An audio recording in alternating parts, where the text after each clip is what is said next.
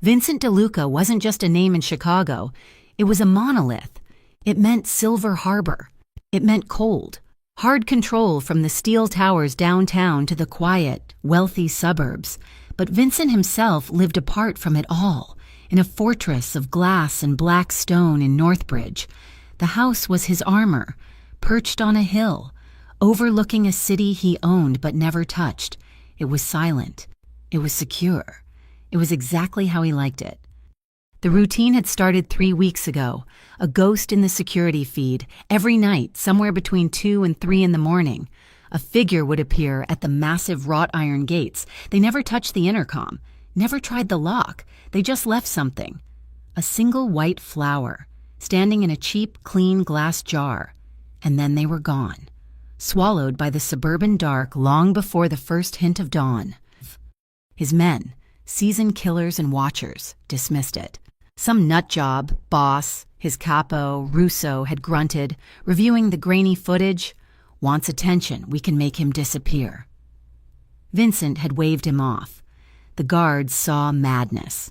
Vincent saw a ritual. He found himself in his study late at night, watching the live feed, waiting. He could not stop staring at the flowers his staff collected each morning, their petals perfect against the cold marble of his kitchen. The first was a white chrysanthemum, stark, simple.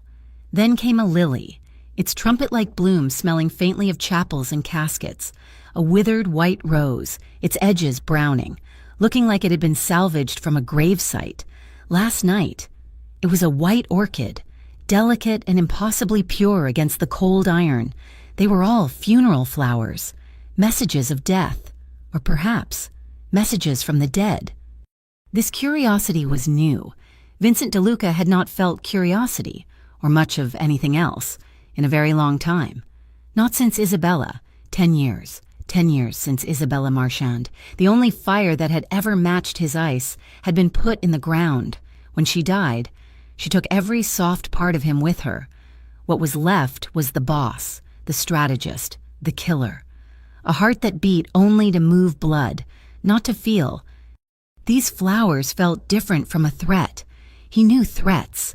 Threats came with bullets or blood or silence from a phone line that should have been answered. This was something else.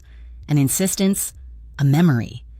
Tonight, the rain was relentless. A true Chicago downpour, slashing against the bulletproof windows. It was 17 minutes past 2 in the morning.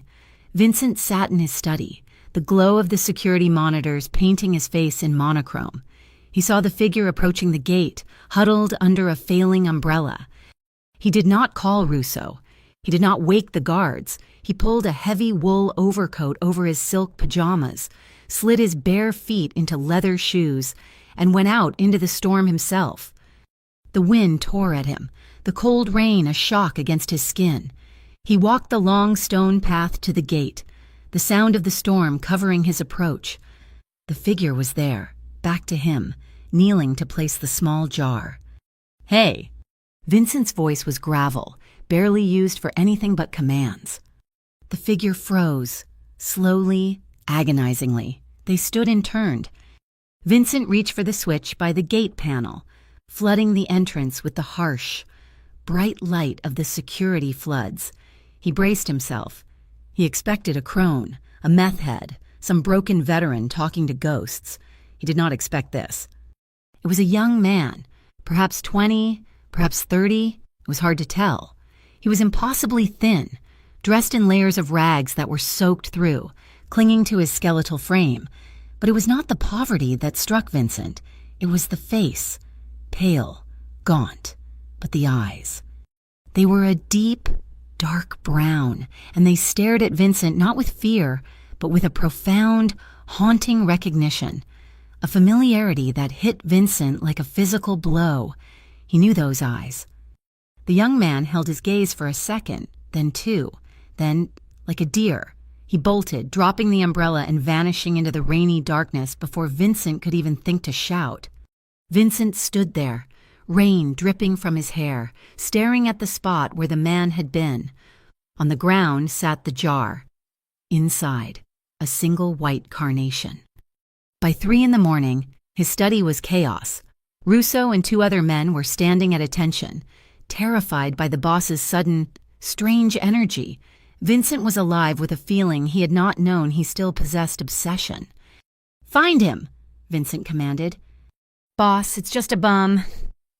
I did not ask what he was. I said find him. Run facial recognition. Check every shelter, every halfway house. I want a name. They worked for 24 hours. The report came back just as the sun was setting the next day. "Boss, there's nothing." "What do you mean, nothing?"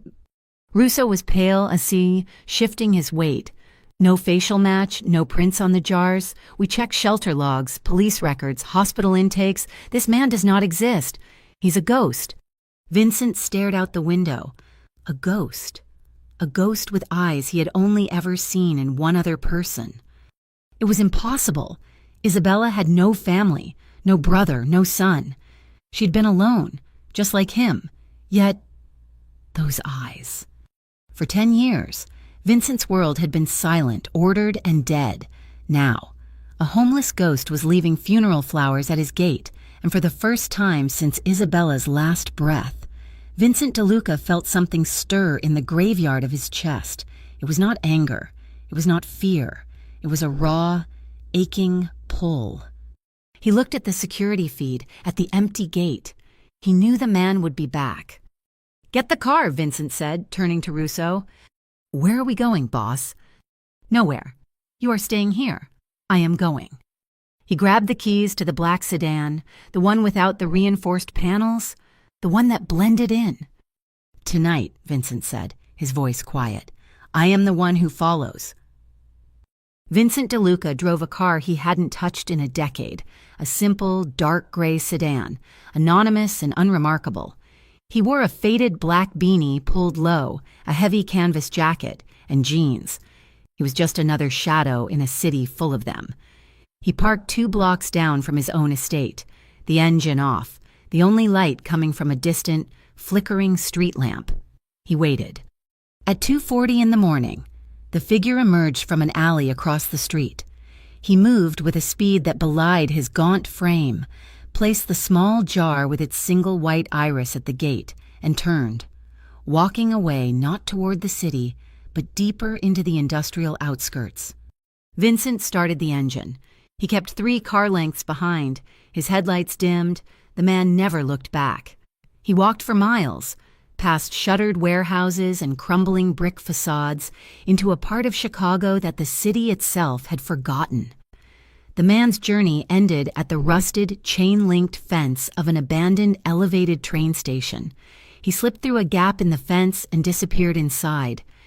Vincent parked, his frustration mixing with a cold, sharp intrigue. He followed on foot, his expensive shoes silent on the cracked pavement. He entered the station. It smelled of rust, damp, and pigeons. Above, the wind howled through the skeletal remains of the platform. He found the man in a derelict waiting room. He was not alone. A small colony of stray cats, mangy and thin, were gathered around him. The man sat on a pile of newspapers, pulling a half-eaten sandwich from his bag. He meticulously tore the bread and scraps of meat into tiny pieces, dividing it fairly among the animals, who ate from his hand, purring and rubbing against his threadbare coat. Vincent watched from the darkness, a statue of disbelief. This was the ghost, a man who starved himself to feed stray cats. After the cats were fed, the man curled up, pulling a thin blanket over himself. But he did not sleep. He took something from his inner pocket.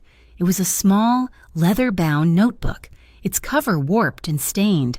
By the faint green glow of an old emergency exit sign, the man began to write. Vincent squinted, trying to see. The man wasn't writing words. He was drawing symbols, triangles, cross lines, circles with dots. A chill ran down Vincent's spine. He recognized them. They were old codes, markers used by the original families, the Sicilian outfits from his father's generation, ciphers for drop points, safe houses, and betrayals. What was a homeless boy doing with the dead language of the Mafia? For 3 more nights, Vincent followed the same ritual. He watched the man leave a flower. He followed him back to the station. He watched him feed the cats and write in his book. The man seemed to be in a holding pattern, a guardian of this ruined place. He never begged, never interacted with another human. He just watched, waited. On the fourth night, the routine broke. The man was walking down a narrow alley, a shortcut, when three figures stepped out from a doorway, blocking his path. Vincent recognized them instantly. Local addicts, desperate, violent. "Got anything for us, pretty boy?" the first one sneered, pulling a rusty pipe. The man, Eli, just held his small bag closer. "It's just food, please." "Food's good." They lunged. Vincent was moving before his mind had processed the command. He was not the boss in that moment. He was the enforcer he had been 20 years ago. He moved through the darkness like a blade. The first man with the pipe swung at Eli. Vincent caught his wrist, twisted, and shattered the bone with a single, sharp crack. The man screamed. The second one came at him with a knife. Vincent sidestepped the wild thrust, drove his palm into the man's nose, and followed with a precise, devastating blow to the throat. The man collapsed, gurgling. The third one, seeing his two friends neutralized in less than 5 seconds, tried to run. Vincent kicked the back of his knee, and the man went down hard, his face hitting the pavement with a sickening thud. The alley was suddenly silent, save for the pained groans of the attackers. Vincent turned. The young man was on the ground, leaning against the brick wall, his hand pressed to his temple. Blood was seeping between his fingers. He had hit his head when he fell. He looked at Vincent, his eyes wide. Then they rolled back, and he slumped, unconscious. Vincent stood over him, his breath coming in hard gusts. His orders were clear. Eliminate the threat. This boy knew his house. He knew old codes. He was a loose end.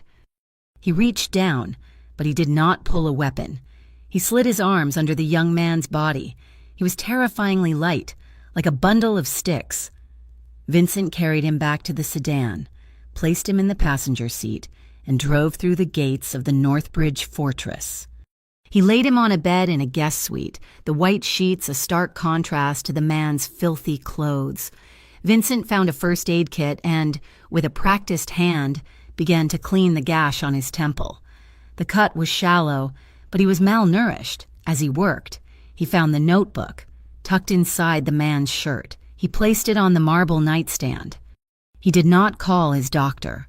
He sat in the chair in the corner of the room as the sun came up, watching the slow, shallow breath of the stranger.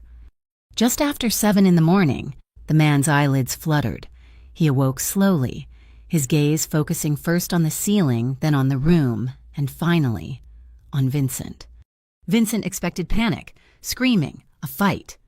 He got none of it. The young man's dark, familiar eyes stared at him, filled not with fear, but with a crushing, ancient pain. His voice was a dry rasp. "You don't recognize me, do you?" Vincent felt the cold metal of the chair's arm under his grip. "Should I?" "My name is Eli Mercer." The name hit Vincent like a physical impact.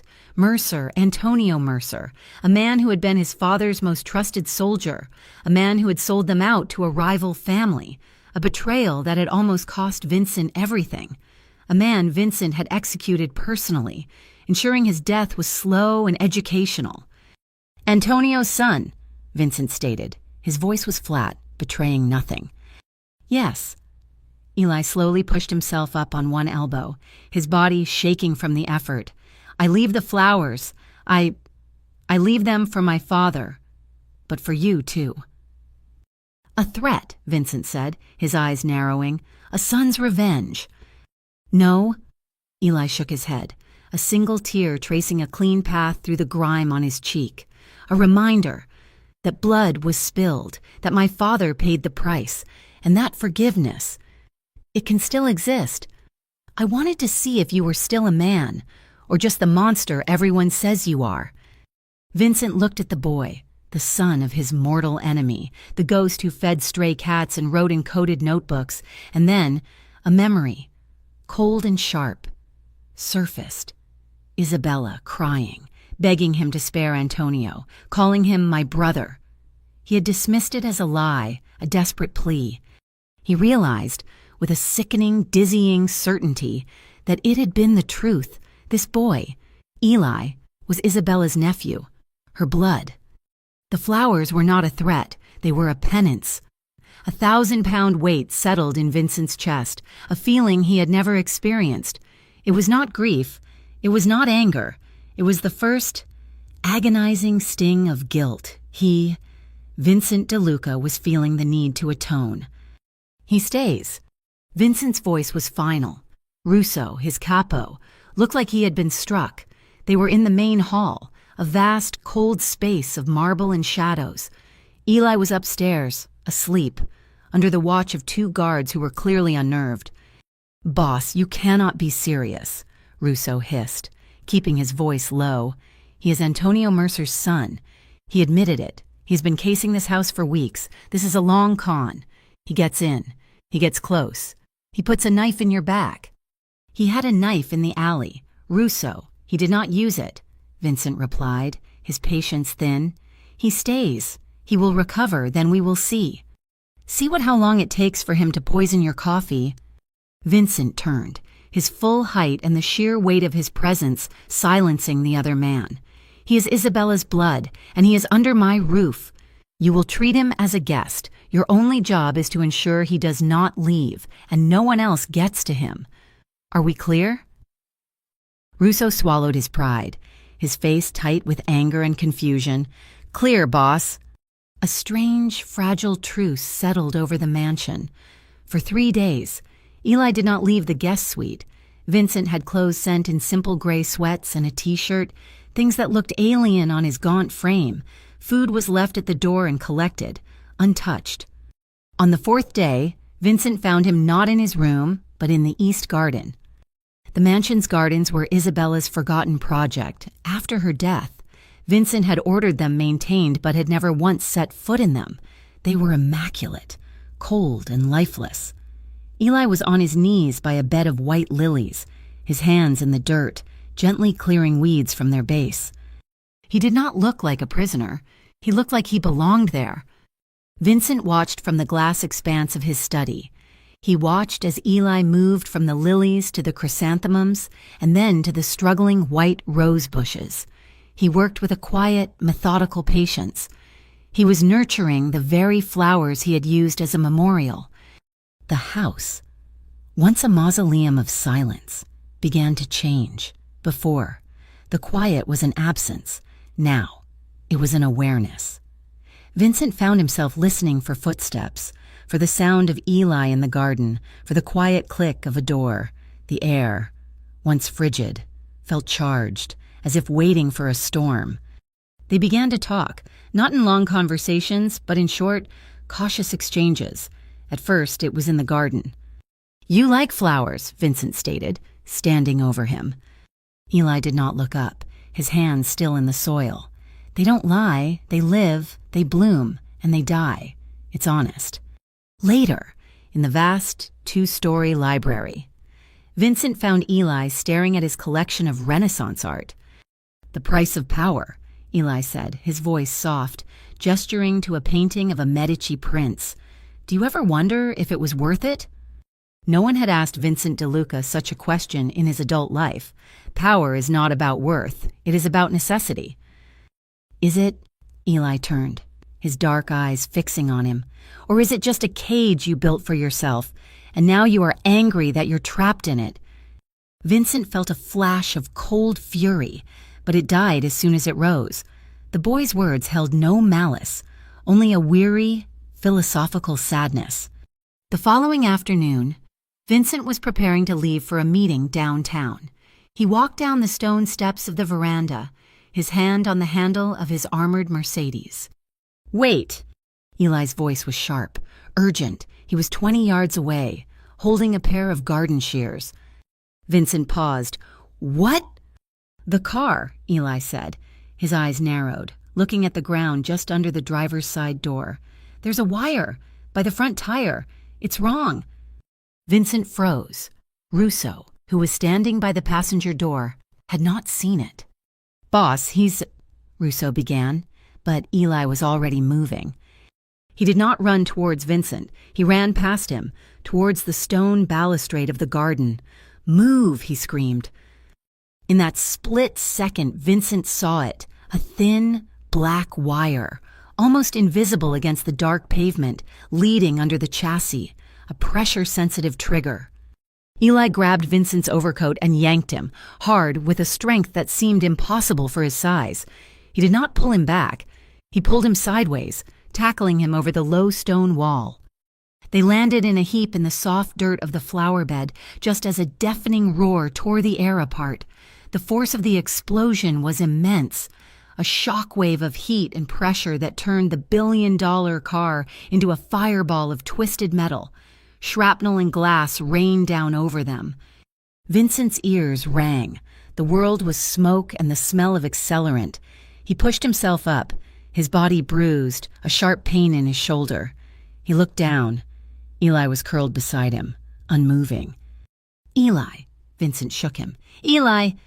Eli groaned, his eyes fluttering open. He was shaking, not from the cold, but from pure terror. He had a shallow cut on his cheek from a piece of flying debris. Russo and two other guards, guns drawn, sprinted from the house, their faces white with shock. Are you hurt?" Eli whispered, his gaze fixed on Vincent. "I'm fine," Vincent said, his voice rough. He looked at his shoulder. A small piece of metal was embedded in the thick wool of his coat. He pulled it out. Then he looked at Eli. The boy had saved his life. The son of the man he had murdered had just saved his life. He reached out, his hand unsteady, and brushed the dirt from Eli's face.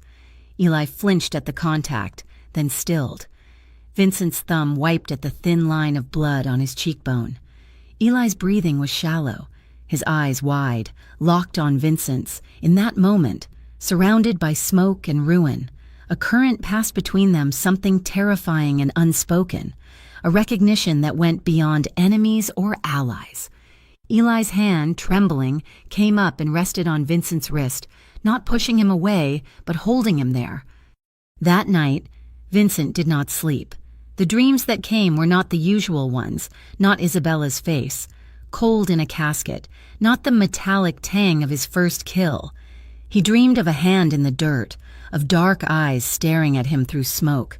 He dreamed of a boy who saw him not as a boss, not as a killer, but simply as a man. He woke near 3 a.m. The house was too quiet. He knew, instinctively, where Eli would be. He found him in the garden. A cold, miserable rain had started, soaking the ground. Eli was sitting on the wet stone bench, staring at the flower bed where they had landed. The explosion had shredded the lilies and roses, leaving a crater of black, scorched earth.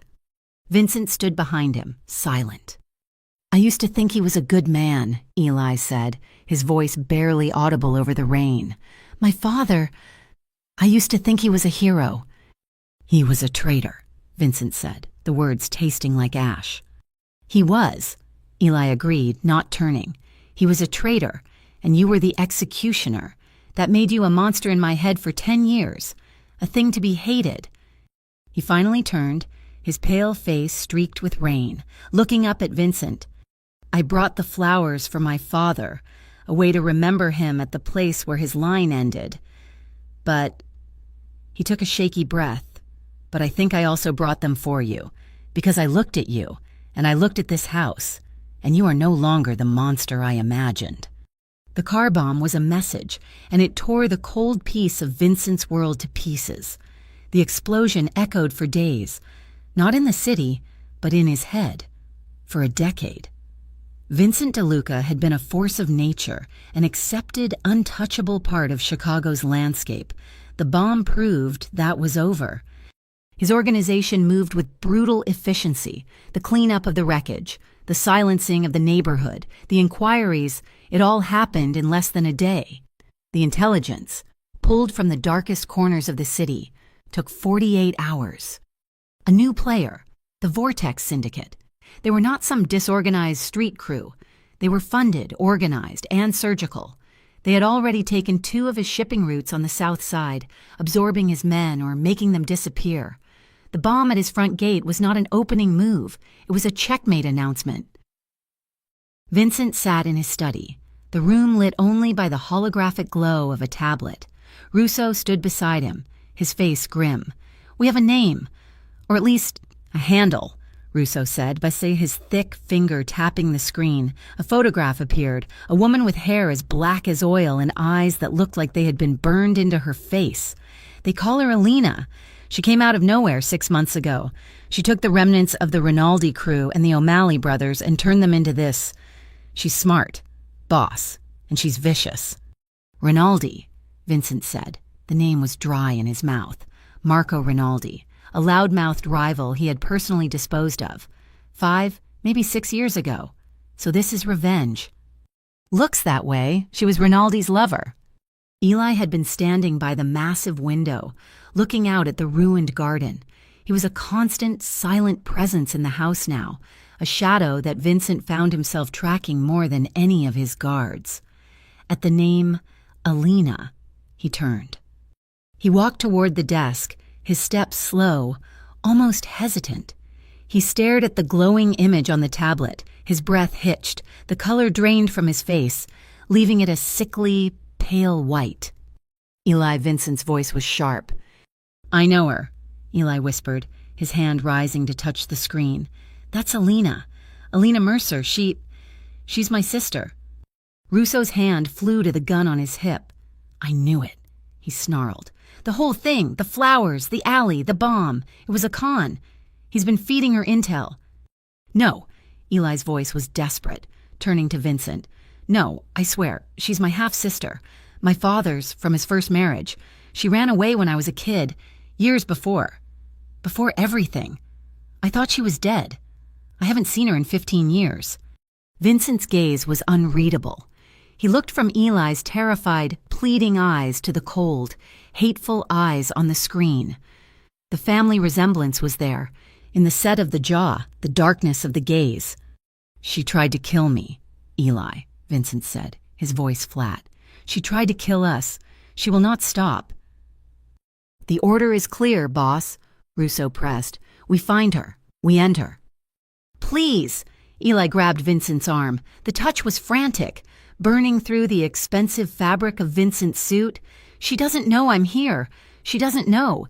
She's just lost, like I was. She's acting out of hate for what you did to our father. Let me talk to her. Please. Vincent, she's the only family I have left." Vincent looked at the thin hand on his sleeve. He saw the desperation, the truth of the boy's plea, and he felt it again, that crack in the ice, the agonizing, unfamiliar pull of hesitation. To kill Alina was the right move, the only move, but Eli's eyes held him captive. "You owe me this," Eli whispered, his voice breaking. "After what you did, you owe me the chance to save her." Vincent stared at him for a long, cold minute. "Russo, get out!" "Boss, now." Russo left, the slam of the door echoing in the hall. Vincent turned back to Eli. "You will set up a meeting. You will use that notebook of yours, the old codes. Tell her to meet at the abandoned train station. Your territory." Relief washed over Eli, so profound he nearly buckled. "Thank you. She will listen. I know she—" "Do not thank me." Vincent cut him off. He walked to the intercom. "Russo, get in here." When Eli had left to write the message, Vincent faced his capo. "The meeting is on. The train station, midnight tomorrow. I want 2 sniper teams. One on the warehouse roof across the street, one on the grain silo. I want their sightlines perfect. The second she makes a wrong move, you take her. You take everyone with her." "And the boy, boss?" Russo asked, his eyes cold. "He's the bait," Vincent said. "You protect the bait, but the target is Alina." The night air was heavy, smelling of damp metal and the nearby river. The elevated train station was a skeleton against the bruised purple sky. Vincent stood in the deep shadow of a collapsed ticket booth. Eli stood 20 feet ahead, in the center of the platform, bathed in the sickly yellow glow of a single, flickering service light. He was visibly trembling. "She will come," Eli said, his voice shaky. "She'll listen." "Stay focused," Vincent commanded in a low tone. He scanned the rooftops, saw the telltale glint of a scope. His men were in place. A black SUV pulled up to the street below. A single figure got out. Alina. She moved like a panther, her hand in the pocket of her long black coat. She climbed the steps to the platform alone. "Eli," her voice cut through the silence. "My little brother. They said you were dead." "Alina." Eli stepped forward, his hands raised, open. "I'm here. Please, this has to stop. The bombing, the war. It's not the way." "The way," she spat, stopping just outside the pool of light. Her eyes found Vincent in the shadows. "You're with him. The animal who murdered our father." "It's not what you think," Eli pleaded, taking another step. "He saved me. He's a liar," Alina screamed. And then, everything happened at once. "Now," Alina yelled. It wasn't a signal to an unseen force. It was a command. Suddenly, the entire platform was flooded with blinding, high-intensity spotlights, turning night into day. They were not from the rooftops. They were from inside the abandoned train cars, from the windows of the warehouses. "Ambush!" Russo's voice screamed in Vincent's earpiece, followed by the crack of sniper fire. But it was too late. Alina had anticipated the snipers. She had set her own trap. Men in tactical gear poured from the train cars, firing automatic weapons. The air exploded into a nightmare of noise and muzzle flashes. Vincent grabbed Eli, shoving him behind a thick steel support beam as bullets chewed concrete where they had been standing. "We have to move," Vincent yelled, pulling his own weapon, firing 2 precise shots at a man rounding the corner. But Alina was faster. She had flanked them. She burst from the shadows, her pistol raised, her eyes burning with pure hatred, aimed directly at Vincent. "This is for my father!" she screamed. She fired. Vincent braced for the impact, the inevitable tearing of lead. It never came. Eli, in a last desperate act of love, had moved. He had thrown himself in front of Vincent. The sound of the bullet hitting him was a sickening, wet thud. Time stopped. Eli gasped, his eyes wide with a terrible, final surprise. He looked down at the dark, spreading stain on his thin shirt. Vincent stared, his mind unable to process the image. Alina stood there, her own gun lowering, her face suddenly a mask of confusion and horror. "Eli," that single, whispered word was her last mistake. The ice in Vincent's chest did not crack. It shattered. It became a void, a rage so cold and absolute it eclipsed everything. He raised his pistol, not at her chest, but at her head. He fired. Alina dropped without a sound. The firefight died around them as Russo's men, now clear of the trap, gained the upper hand, but Vincent heard none of it. He fell to his knees, catching Eli as he collapsed, pulling the boy's frail body into his lap. "No," Vincent whispered. The word was hollow. "No, no." He pressed his hand to the wound, trying to hold the life inside, but the blood was too much, coating his hands, his suit. The rain began to fall again, a cold, indifferent drizzle, mixing with the blood on the platform. Eli looked up, his face pale, his breath rattling. He was not in pain. He looked tragically sad. He raised a trembling hand, his fingers smearing blood on Vincent's cheek. "Now," he choked, a small, bloody cough. "Now, do you see why I brought the flowers?" Vincent stared, his vision blurring. A single hot tear, a thing he thought had died in him, fell from his eye onto Eli's face. He was weeping. The boss of Silver Harbor was holding the son of his enemy, and he was weeping. The loss was absolute, a black hole that swallowed the sound, the rain, and the entire world. He bowed his head, clutching Eli to his chest, his body shaking with a grief he had not known he was capable of, a pain that was 1,000 times worse than any bullet. The world outside the mansion, and the war Vincent had waged, ceased to exist in the immediate, bloody aftermath of the ambush. Vincent's rage had been surgical. He had decapitated the Vortex Syndicate, scattering its remnants to the wind. Russo and his men, galvanized by the attack, had finished the job in less than 2 days. But all of that was noise, an echo from a life that no longer felt real. The only reality was the quiet, rhythmic beep of the heart monitor. Vincent had converted the master guest suite, the one Eli had first occupied, into a state-of-the-art trauma center.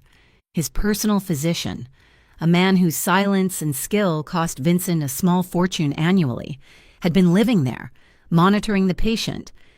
And so had Vincent. For 4 days, he did not leave the room. He sat in a hard-backed chair by the bedside, his suit from the ambush still on. Though the blood had long since dried, he had not slept. He had not eaten. Russo had tried to enter 3 times with reports, updates on their victory, the 3rd time. Vincent had looked at him with such cold, silent fury that the capo had backed out of the room and not returned. Vincent just watched. He watched the impossible. Shallow rise and fall of Eli's chest. The bullet had missed his heart by less than an inch, tearing through his left lung. It was a miracle of physics, a miracle of bad aim, a miracle of something else. He studied Eli's face in the dim light. It was pale, almost translucent against the stark white pillows. He saw Isabella in the high cheekbones. He saw the boy who fed stray cats in the curve of his mouth. He saw the man who had looked at him through smoke and rain and called him something other than a monster. On the evening of the 4th day, the steady beep of the monitor faltered, then strengthened. The physician looked up from his charts, surprised. Eli's eyelids fluttered. Vincent was on his feet in an instant, his heart, a dead thing for a decade, slamming against his ribs. He moved to the bed, his hand hovering over Eli's, afraid that touching him would break the spell. Eli's eyes opened. They were cloudy, unfocused. Then they cleared. They found Vincent. There was no fear, no confusion, just a deep, bone-weary recognition. The chaos of the train platform, the bullets, the blood, his sister's death, it all settled in his gaze. And then it passed. All that remained was the unspoken truth that now lived between them. "You're alive," Vincent said. His voice was a raw, broken thing. Eli tried to speak, but only a dry cough escaped. Vincent poured a glass of water, his hand shaking, and helped lift Eli's head to sip. The water seemed to revive him. "My sister," he whispered, his voice a rasp. Vincent's face hardened, but he would not lie. Not to him. "She's gone. Eli." A single tear escaped the corner of Eli's eye, tracing a path into his matted hair. He closed his eyes. "I couldn't save her." "You saved me," Vincent said, the words tearing out of him.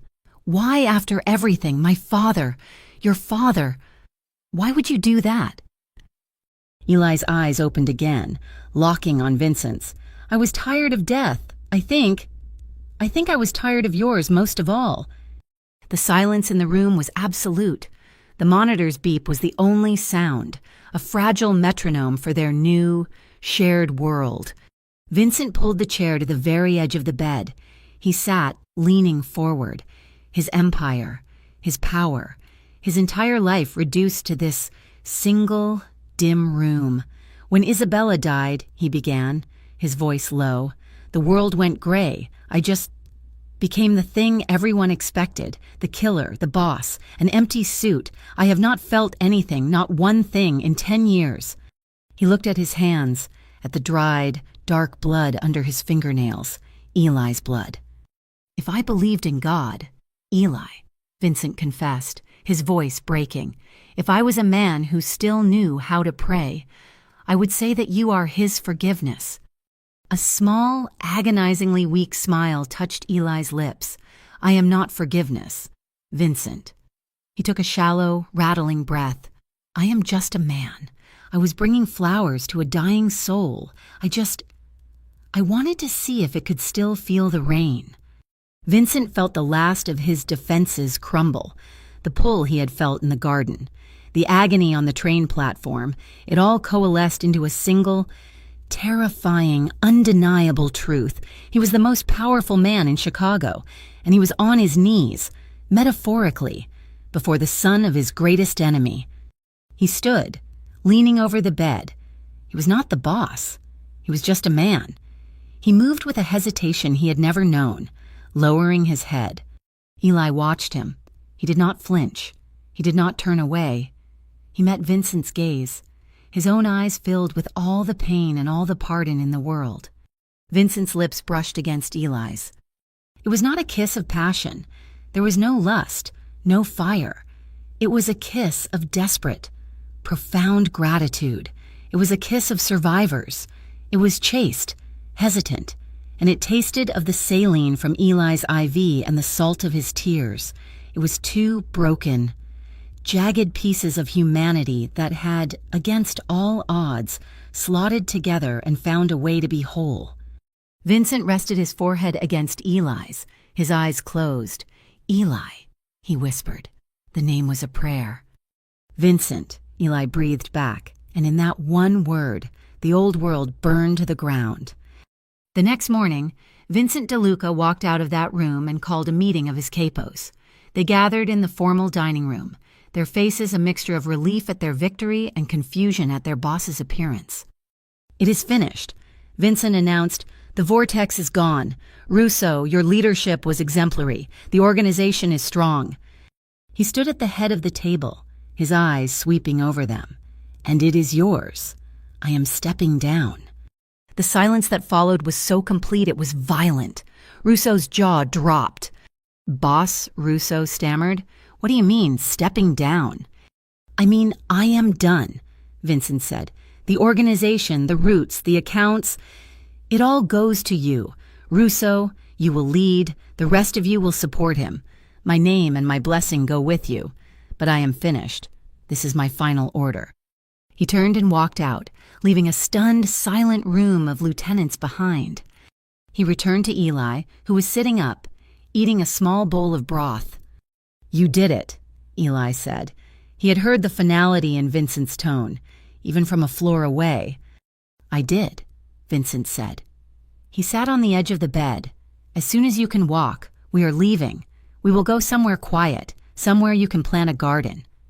Eli smiled, a real smile this time, and it lit up the room. But the world Vincent had built was not a thing that could be simply walked away from. That night, Eli, his wound tightly bound, was taking a few painful steps in the hallway, testing his strength. He was outside Vincent's study when he heard the voices, low, angry. Russo and two other capos. No, lost his mind. Russo was growling. "He's weak. That Mercer kid. He broke him. Retiring. You don't retire from this. You die." "So what's the play?" another voice asked. "The play is, we accept," Russo said, his voice dropping, becoming colder. "We take what he's giving, but we cannot let him walk away. He's a loose end. If he's seen as weak, the other families will come for us. It has to be clean. Tomorrow night, the official handoff, a regrettable accident, a car bomb, poetic." Eli's blood ran cold. He backed away, his body shaking, not from weakness, but from a new, cold rage. He stumbled back to the guest suite. Vincent was packing a small bag. "Vincent," Eli said, his voice hard. Vincent turned, concern on his face. "You're pale. You should be in bed." "They're going to kill you," Eli said, his voice void of any tremor. "Russo, tomorrow night they're planning a betrayal. They think you are weak." Vincent's face became stone. The old, cold boss returned for a split second. "I gave him everything. I will tear him apart." "No." Eli walked to him, taking Vincent's hand, his grip surprisingly strong. "You said you were done. We will not fight them for the organization. We will not fight them for power. They will hunt us. Eli, I cannot run." "We will not run," Eli said, his dark eyes intense, pulling Vincent closer. "We will fight, but we will fight for this, for us, for our right to leave." Vincent looked at their joined hands. This was the last battle, not for an empire, but for a life. The betrayal was not a storm. It was a frost. It crept into the house with a cold, killing quiet. The official handoff was scheduled for 10 in the evening. At 9:30, the private security feeds, the ones only Vincent controlled, showed Russo's black Cadillac pulling up the long drive, followed by two other cars. They were early. Their headlights cut through the darkness, sweeping across the lawns, and they were full of men, Russo's heaviest hitters. Vincent stood in the grand foyer, not in the suit of a retiring boss, but in a black cashmere turtleneck and dark pants. He was a shadow, ready for a war he had not wanted. Eli, pale but steady, his wound aching with every breath, came to his side. He, too, was dressed in dark. Simple clothes. They are not here to talk, Vincent. I know. Vincent's voice was cold steel. He intends to take the house, not just the organization. Then we will not let him have it. Eli grabbed Vincent's hand, pulling him away from the foyer and toward the kitchens. This way, the cellar. The house, built in the 1920s by a bootlegger, had secrets its modern owner had never needed, until now. As they descended the stone steps to the wine cellar, they heard the front doors splinter, crashing open. Shouts echoed above them. Find him, find DeLuca. The boy, too. Eli ignored the sound. He moved to the back wall behind a rack of priceless Bordeaux and pressed a loose stone. A low, grinding sound. Stone on stone revealed a black, narrow opening. A rush of cold, damp air, smelling of earth and time, hit them. My father told me about these, Eli whispered, pushing a small flashlight from his pocket into Vincent's hand. Tunnels for escaping the feds. It leads to the old boundary wall by the garden. Vincent went first, his broad shoulders barely clearing the opening. Eli slid in after him, pulling the stone door shut. They were plunged into absolute darkness, broken only by the thin beam of the flashlight. The tunnel was low, claustrophobic. The sound of their footsteps on the packed earth was terrifyingly loud. Above them, they could hear the faint, muffled thuds and shouts of Russo's men tearing the house apart. The air was thick, suffocating. Vincent moved with a predatory focus, but Eli was the one who knew the way, his hand resting lightly on Vincent's back, guiding him at a turn. The smell was overwhelming. It was damp, earthy, and metallic, but there was something else. A faint, dry, floral scent. Vincent realized it was coming from Eli, from the pocket of his jacket. Eli had, for some reason, kept a single dried white chrysanthemum, the first one he had ever left at the gate, the smell of the grave, mixed with the smell of their escape. They'd been moving for 10 minutes when they saw it, a rusted iron ladder leading up to a square of faint, gray light, the exit. We're clear, Vincent breathed, his foot on the first rung. Not yet. A powerful flashlight beam flooded the tunnel from behind, pinning them in blinding white. Russo. He stood 20 yards back, flanked by two of his men. His face was a mask of contempt. You really thought I would not know about this, boss, Russo's voice echoed, dripping with scorn. This was my father's house before yours. I let you think you were in control. All this time. And for what?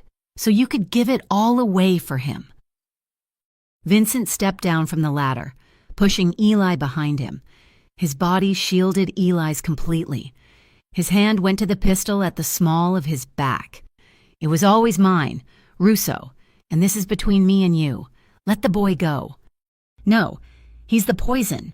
He's the one who made you weak, Russo snarled. He raised his gun, the beam of his flashlight zeroing in on Vincent's chest. I am just fixing what he broke, starting with him. Russo shifted his aim, trying to get a clear shot at Eli. Vincent braced, ready to move, to fire, to become the killer he had been his entire life. But Eli's hand grabbed his arm. No, he whispered, his voice intense. Eli, get behind me, Vincent commanded. You've killed enough. The words were quiet, but absolute. You've shed enough blood. For your father. For mine. For this. Let me do the rest. What are you, Before Vincent could finish, Eli shoved him hard. He shoved Vincent toward the ladder, out of the line of fire. "Go!" Eli screamed, his voice breaking. And then Eli turned. He did not run for the exit. He did not hide. He, frail and wounded, walked 2 steps back toward Russo, his arms slightly spread, a human shield, a final, absolute defiance. "No," Vincent yelled. "Take him!" Russo barked to his men. Russo himself aimed. He fired. The sound was deafening in the enclosed space. Eli's body was thrown back by the force of the impact, a dark spray hitting the stone wall. He collapsed in a heap at the base of the ladder. A void of pure, cold silence opened in Vincent's mind. The world slowed. Russo's men were raising their weapons. Russo himself was lowering his, a look of grim satisfaction on his face. Vincent did not feel anger. He did not feel rage. He felt nothing. He was an instrument. His gun was in his hand. One shot, Russo's flashlight exploded as the bullet found his eye. A second shot, the man to Russo's left, his mouth still open in surprise. A third, the last man grabbing at his throat. It took less than 2 seconds. 3 movements, 3 lives extinguished. Silence. The tunnel was black again, the only sound the drip of water and the metallic clatter of shell casings on the floor. Vincent did not move. Then, he scrambled, his hands desperate. Finding the flashlight Eli had dropped, he thumbed it on, the beam finding the crumpled form at the base of the ladder. Eli. He fell to his knees, pulling Eli's body into his lap. The white shirt he had given him was a ruin of crimson. It was the same wound, the same side. But this time, there was no saving him.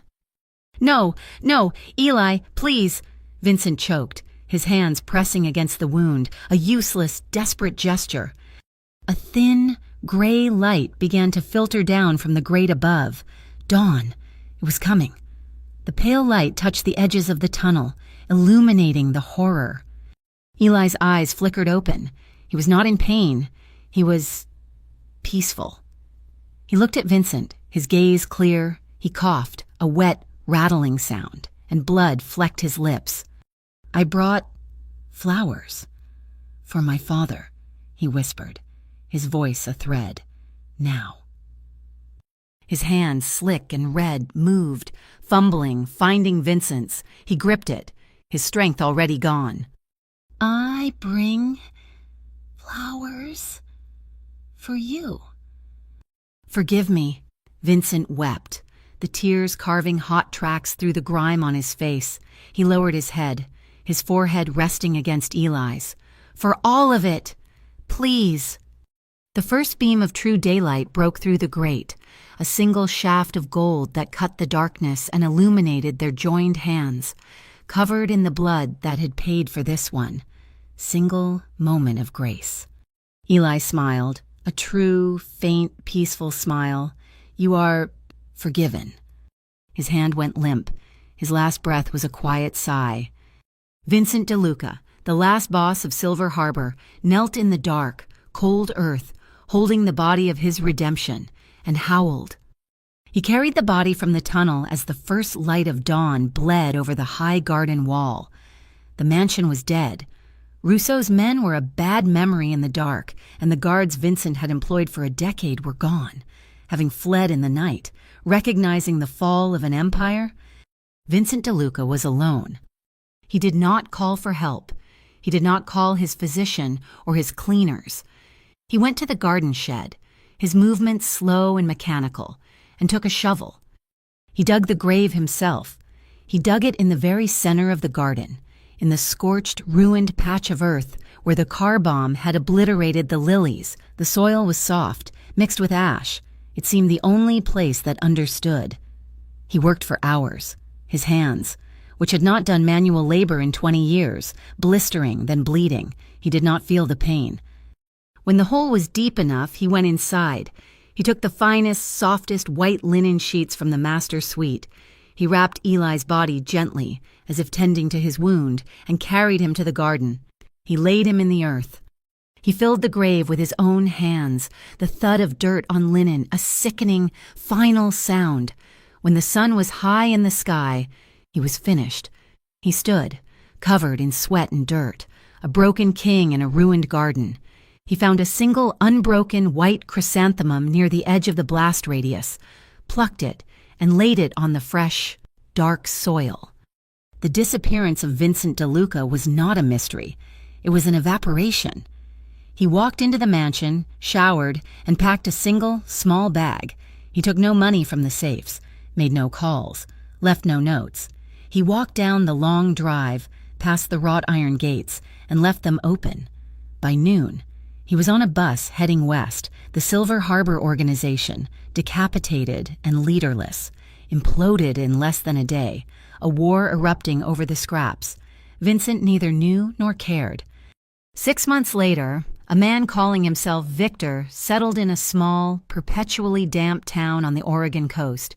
He used the last of the cash in his wallet to buy a forgotten cottage on 2 acres of overgrown weeds and thorns.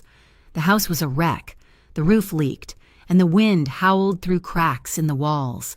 It was a perfect penance. He did not fix the house. He fixed the garden.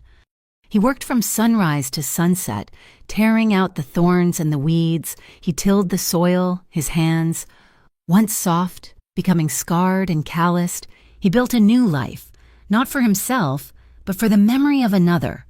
He planted rows of white chrysanthemums. He planted beds of white lilies, which struggled in the cold coastal air. He planted white roses and delicate white orchids in a small, humid greenhouse he built from salvaged windows. His garden was a living memorial, a conversation with a ghost. Each morning, just as the sun rose, he would go out, cut a single perfect white chrysanthemum, and place it on a simple, smooth stone he had set in the center of the garden. He lived in absolute isolation. The locals found him odd, a silent, haunted figure who bought supplies in cash and spoke to no one. In his second year, he bought a simple, leather-bound notebook from the town's general store. It was identical to the one he had taken from Eli's body, the one he had buried with him. He began to write. He wrote not as a boss, but as a confessor. He wrote about the coldness of his father, the brief burning light of Isabella, the long gray decade that followed. He wrote about the blood, the power, and the crushing weight of the emptiness. "The lilies finally bloomed today," he wrote one evening, the scratching of the pen the only sound. "They are not as bright as the ones in Chicago. Or perhaps my memory of them is wrong. I find myself talking to him, to Eli, as if he is here, as if he is just behind me, watching me work. Every flower I plant is an apology. Eli, an apology I was too late to speak." The second winter was harsh, a biting cold that brought a rare, heavy snow. Vincent's little cottage was nearly buried. He awoke one night, the cold in the room too deep to ignore. It was 3 a.m. He looked out the frosted window, and his heart, that slow, scarred muscle, seized in his chest. There, by his simple, wooden gate, almost invisible in the deep snow, was a small, clear glass jar. He did not put on shoes. He tore the cabin door open and ran, his bare feet sinking into the freezing, powdery snow. The cold was a physical blow, but he did not feel it. He reached the gate, his breath tearing from his lungs in white clouds. The jar was real. Inside it, protected from the wind, was a single, perfect white rose, its petals still tightly closed, not yet in full bloom. He looked up, scanning the darkness. The long, empty road was pristine, covered in unbroken snow. The woods on either side were black and silent. There was no one. But then he saw them, leading away from the gate, not toward the road, but back into the dense, dark woods, was a single set of footprints. They were light, small, and already filling with new falling snow. He stood there, a man who had commanded armies, shivering, holding a single impossible flower. This was not a threat from his old life. He knew that, deep in his bones. It was a message. It felt familiar. It felt like a promise. "You are still here," he whispered, his voice cracking. to the silent, watching trees. You are still watching over me. He walked back to the house, the cold forgotten. He placed the rose in a glass of water, setting it in the center of his small table. He sat and looked at his journal. He'd been writing a confession, a history of his guilt. He realized now it was something more. The death of Eli Mercer had not been the end of Vincent DeLuca. The boss had died in that tunnel, bleeding in the dark. Eli's death was the beginning of this new man, this gardener, this ghost. He picked up his pen, his hand steady. He was no longer just confessing. He was writing their story, a story of sin and of a forgiveness that had cost more than any empire. The white rose from the gate sat on his table, its petals slowly, finally, unfurling in the warmth of the small cottage. It had been 3 days since he found it, 3 days since the impossible footprints in the snow. He found himself staring at it for hours, his mind drifting back, anchored by the scent. He remembered the rain, the night he had first truly seen him, the security floodlights cutting the storm, the impossible, shocking familiarity of those eyes. It was not just that they resembled Isabella's. It was the lack of fear in a life built on inspiring terror. Vincent had finally met a gaze that did not flinch, a gaze that looked at him and saw him. He had been a man drowning in a cold, gray ocean for 10 years, and those eyes had been the first shocking gasp of air. Their time in the mansion, after the first car bomb, had been a strange, fragile truce. The nights were the worst. Sleep offered no escape for either of them. So they often found themselves in the vast, silent library, the only light coming from a single green-shaded lamp on the desk. They were two ghosts, haunting the same space. He remembered asking Eli why. Why the flowers? Why the cats? Why any of it? "We are all just trying to be seen," Eli had said, his voice quiet, his thin fingers tracing the spine of a book he had no intention of reading. "The cats in the station, they are forgotten. I feed them. They see me. I leave you flowers. You see me. It is all the same, a way to prove we are still here. I am a killer, Eli." Vincent had confessed one night, the words tasting like poison. "I have done things that have no name. I took your father. I am the reason your sister is dead." Eli had been silent for a long time, looking at the dark, rain-lashed windows. "My father was a traitor. My sister was a killer. You were an executioner. Everyone was something ugly." He turned, his dark eyes intense. "But no one is born a monster, Vincent. They just become one when no one believes in their light anymore." Vincent looked down at his own scarred, calloused hands. He was holding a small chisel. He had spent the last week in the cold Oregon air, carefully etching those very words into the smooth, gray river stone that marked the head of his garden. "No one is born a monster." He ran his thumb over the last, sharp letter. He had made a tombstone, after all. His new life had a ritual. Every Friday, he took his old pickup truck into the nearby coastal town. He bought his supplies. But first, he stopped at a small, struggling floral shop. He bought all the white flowers. They had chrysanthemums, carnations, whatever they could get. Then he bought groceries, bread, canned soup, fresh fruit, coffee. He drove to the edge of town, where a small, forgotten community of people lived in tents and broken-down cars under a freeway overpass. He unpacked the food onto a folding table, filled a large thermos with hot coffee, and set out the flowers. The first few times, they had been wary, this collection of lost souls. They saw his haunted eyes and his silent, powerful frame. But he just left the food and the flowers. He did not preach. He did not judge. He just gave. Now, they accepted him as part of the gray landscape. He found himself touching the petals, his rough fingers trembling. It was a physical connection to the past. Each cold, fragile bloom was a word he had not said, a moment of penance. Each flower was Eli. One afternoon, as the wind carried a cold, salty spray, a woman approached him. She was thin. her face weathered by hardship and cheap addictions, but her eyes were clear.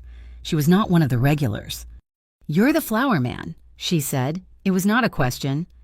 Vincent just nodded, offering her a cup of coffee. She took it, her hands shaking. "I knew someone who did this once, back in Chicago." Vincent's posture did not change, but his heart went still. He was just a kid, skinny, dark eyes, lived in the old station off the L line. She continued, staring into the steam. "My name was... well, it does not matter. I was on the street, bad off, 2 men. They cornered me in an alley. They were going to... well, this kid, Eli, he came out of nowhere, had nothing but a rusted pipe and a voice that scared them. He got between them and me. He took a bad hit."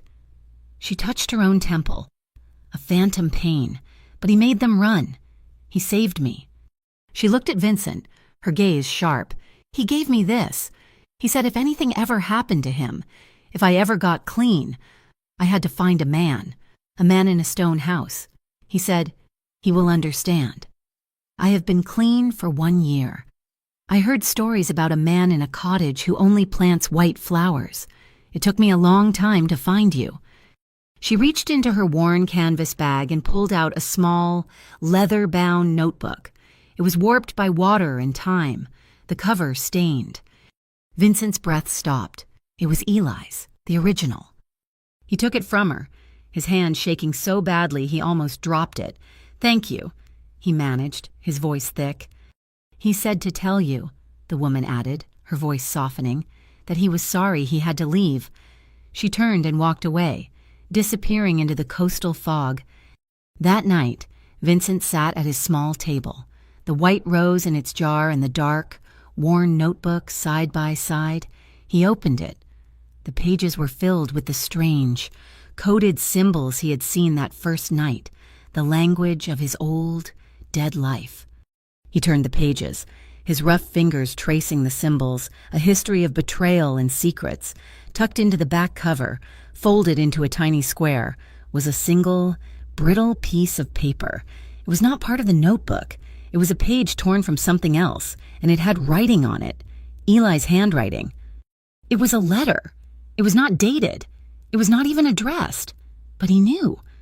"If you are reading this, it means I am dead, and it probably means my sister is dead, too. I want you to know I was not afraid. You cannot be afraid when you have been a ghost for 10 years. You showed me that I was still real, that I was still a man. Do not let the house be your grave. Do not let the garden be your penance. Let it be a new start.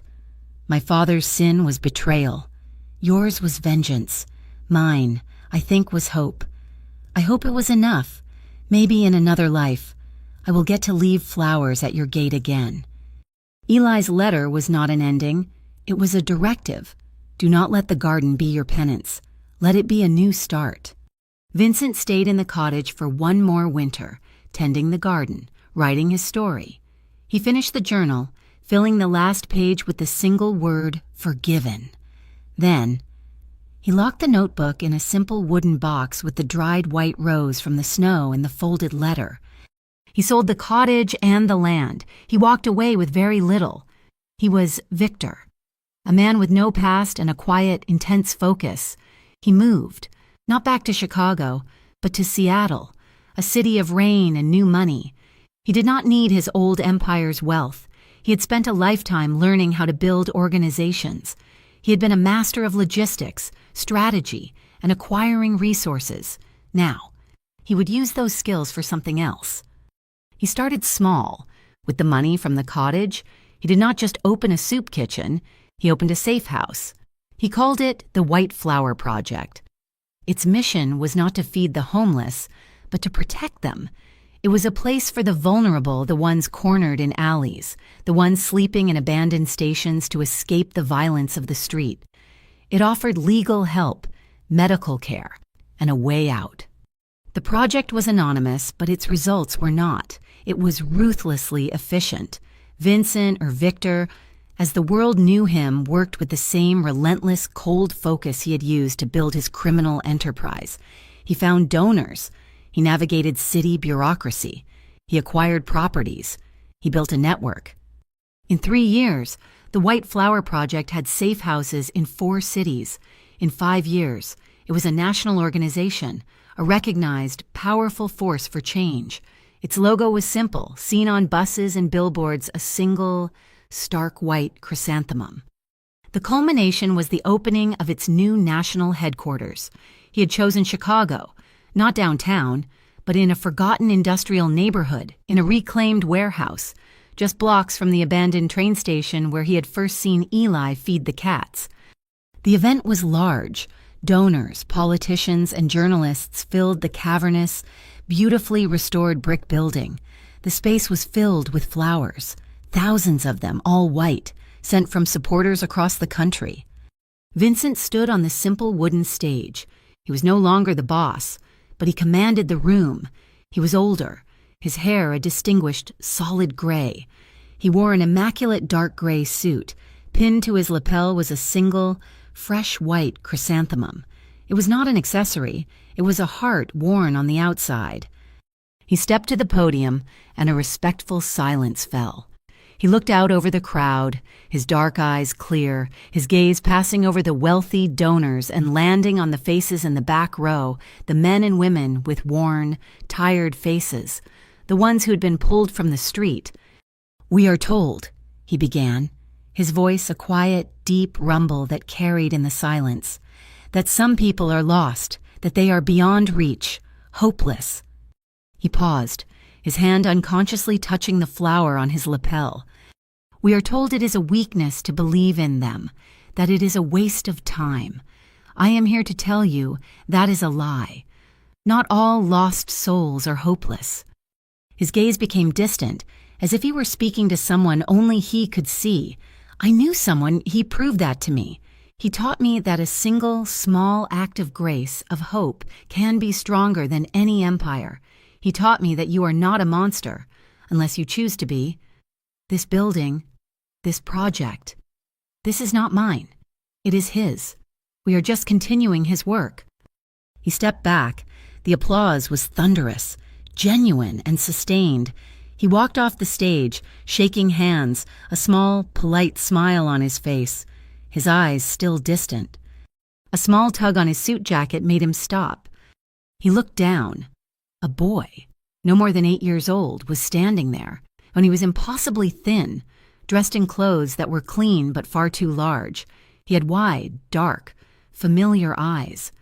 "Mister," the boy said, his voice a tiny whisper in the din. Vincent crouched, bringing himself down to the boy's level. "Hello." The boy was not scared. He just looked at Vincent with a serious, old gaze. He held out his hand. In his small, dirty palm was a single, perfect, white orchid. "A man told me to give this to you," the boy said, his voice clear. "He said you would know what it was. He said his name was Eli." The world, the applause, the noise, it all receded, replaced by a deafening, rushing silence. Vincent's hand, the one that had held guns and signed death warrants and dug a grave, trembled violently. He stared at the flower. It was the same as the one Eli had left at the gate, the same as the ones in his Oregon garden. He felt the sting of tears, hot and sudden. He had not wept since the tunnel. He reached out and his fingers brushed the boy's, taking the small, delicate flower. "Where?" Vincent started to ask, his voice thick. "Where did you see him? Where is he?" He looked up from the flower. The boy was gone. Vincent stood, his knees locking. He scanned the crowd, a sudden, desperate panic rising in him. There was no one. The boy had vanished, disappeared into the mass of people as if he had never been there at all. Vincent stood motionless in the center of the celebration, surrounded by a sea of white flowers. The entire world seemed to be covered in a blanket of forgiveness. He looked down at the tiny, perfect orchid in his scarred hand. He felt a presence, not a ghost, not a cold memory. He felt Eli in the purpose of the room, in the hope of the people he had saved, in the impossible flower in his hand. He was not a memory. He was alive. A slow, genuine smile spread across Vincent's face, a thing of pure, unburdened warmth. It was the first time he had truly smiled in more than a decade. He closed his hand gently around the orchid, as if protecting a small, living flame. "Finally," he whispered to the air, to the room, to the ghost who was not a ghost. "Finally, I get to see you bloom in me. Eli." 10 years. 10 years had passed since the founding of the White Flower Project. Vincent DeLuca, known to the world as the quiet philanthropist Victor, was an old man now. He had returned to the small cottage on the Oregon coast. The organization ran itself, a testament to the ironclad, efficient systems he had built, a self-sustaining engine of hope. His world was now confined to the 2 acres of land, a world he had meticulously cultivated into a masterpiece of white. The garden was no longer a penance. It was a sanctuary. It was his final conversation. He was thinner, his frame stooped, his hands permanently scarred and knotted from a decade of working the soil. His hair was snow white, thinner now, but his eyes were the same, dark, intense, and finally, after a lifetime of war, they were still. They were at peace. It was late afternoon, the sun, a weak, watery gold, beginning its descent over the Pacific. The air was cool, carrying the sharp scent of salt and the heavy, funereal perfume of the lilies. Vincent sat on a simple wooden bench, his back to the house, facing the small, smooth river stone that marked the center of the garden.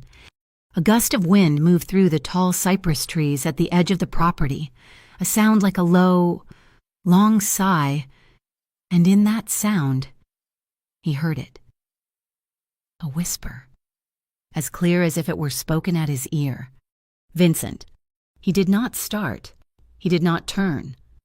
A slow smile, the one that had been born in Chicago 10 years prior, touched his lips. He had heard it before. In the rustle of leaves, in the sound of the rain on the roof, in the crash of the ocean. It was a constant companion. He heard the sound of the front gate, a simple wooden latch lifting and falling. He did not move. He was long past worrying about intruders. His world was open. He heard the soft, light tread of footsteps on the gravel path, coming up to the cottage. A figure, blurred by the light in his old eyes, passed the window of the house. He heard them pause on the porch. He sat, waiting, breathing in the cold air. The footsteps resumed, coming around the side of the house, toward the garden. A stranger entered his line of sight. It was not a person he recognized. They were androgynous, their face obscured by the shadow of a low-brimmed hat. They were dressed in simple, functional clothes. The stranger walked past Vincent, showing no fear, as if they belonged there, and stopped at the smooth stone. For a moment, they just stood, head bowed. Then the stranger bent and placed a single, perfect white lily on the stone, beside the chrysanthemum Vincent had left that morning. The stranger lingered for a second, then turned and walked away. They did not look at Vincent. They did not speak. They just left, their footsteps receding on the path. Vincent sat for a long time, watching the lily, the gift of a ghost or a traveler. It no longer mattered. They were, in the end, the same thing. Slowly, using a simple wooden cane, he pushed himself to his feet. His bones ached. He walked to the river stone and looked down at the new flower. Then, he looked at the soft, damp earth of the garden path. Footprints. They were light, barely an impression, and they were familiar. The same light tread, the same size, the same shape as the ones he had seen in the snow all those years ago. He looked up from the ground. The setting sun had broken through the coastal clouds, and its last, strong rays hit the garden. The white chrysanthemums, heavy with blooms, caught the light and were transformed. They were no longer white. They were a brilliant, burning gold, as if the entire garden had been set aflame, not with destruction, but with glory. Vincent stood in the center of the light, and he smiled. He looked toward the path where the stranger had vanished. "You're here," he whispered. He felt no sadness, no loss, only a profound, welcoming quiet. He looked down the long path he had built, a walkway lined with white roses that led to a small, calm lake at the edge of his property. The wind was picking up, and the first petals from the rose bushes were beginning to fall. As he stood there, a strange thing happened. His own shadow, cast long and stooped in the evening light, seemed to detach. It was joined by another, a shadow that was younger, lighter, that moved with a grace his own body had long since forgotten. The two silhouettes, one of the present, one of the memory, stood side by side for a moment, then, together. They turned and began to walk, side by side, down the path of petals toward the golden, shimmering light on the water. Love does not need redemption, it is redemption.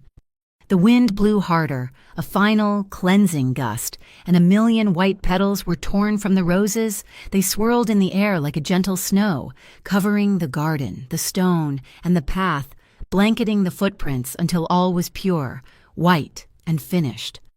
At the front gate, hanging from the simple wooden latch, a small, clean glass jar turned in the wind. It was new. It caught the last light of the sun. Etched into its side, in a simple, clear script, were 4 words: Eli and Vincent forgiven. Thank you so much for listening to this story. We would love to know where you are listening from, so please drop a comment below and share your thoughts. If you enjoyed this, please subscribe to our channel, Mafia Boss Story, and be sure to like this video. It truly helps. And please support us by hitting that hype button, so this story can be heard by even more people.